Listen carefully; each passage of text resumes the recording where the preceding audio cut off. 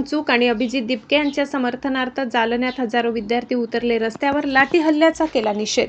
मस्तगड ते जिल्हाधिकारी कार्यालयापर्यंत काढली होती रॅली. जोरदार घोषणाबाजी करत केला सरकारचा निषेध.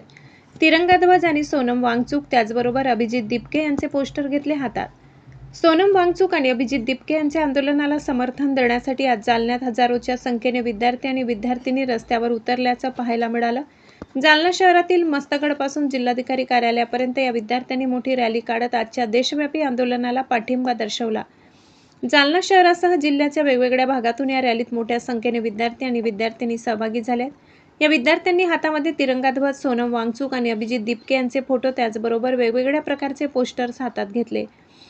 दरम्यान दिल्लीमध्ये विद्यार्थ्यांवर झालेल्या लाठी हल्ल्याचा निषेध म्हणून या विद्यार्थ्यांनी जोरदार घोषणाबाजी करत सरकारचा निषेध व्यक्त केलाय. हरी बोराडे, झी इंडिया 24 तास, जालना.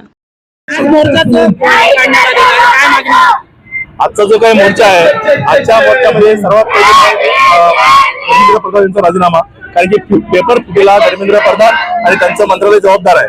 त्याचबरोबर जे काही प्रशासनातले लोक आहेत त्यांच्यावरती त्या अनुषंगाने कारवाई होणं. दुसरी मागणी आहे की विद्यार्थ्यावर जो लाठीचार्ज झालेला आहे, ज्यांनी केलेला आहे त्या अधिकाऱ्यांनी, त्यांच्यावरती कारवाई झाली पाहिजे आणि त्या विद्यार्थ्यावरती मोठे गुन्हे परत घेतले पाहिजेत.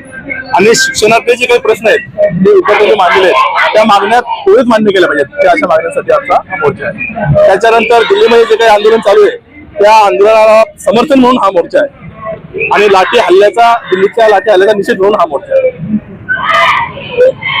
विद्यार्थ्यांना न्याय मिळाला पाहिजे. लाठीचार्ज झाला आहे, त्यांना त्या मुलांना तिथल्या न्याय मिळाला पाहिजे सगळ्यांना आणि लोकशाही सुद्धा राहिली पाहिजे. कुठल्या वर्गात शिकती, काय शिक्षण चालू आहे? माझं सेकंड इयर चालू आहे. आम्ही हा मोर्चा न्याय निषेधासाठी काढलेला आहे. त्यांनी लाठीचार्ज बंद करायला पाहिजे, लोकशाहीचा त्यांनी सन्मान केला पाहिजे आणि नीट परीक्षा ही म्हणजे चांगली झाली पाहिजे. अजून त्याच्यामध्ये काहीच गडबड न होता झालं पाहिजे. पूनम लांडगे. तानाशाही नहीं चलेगी.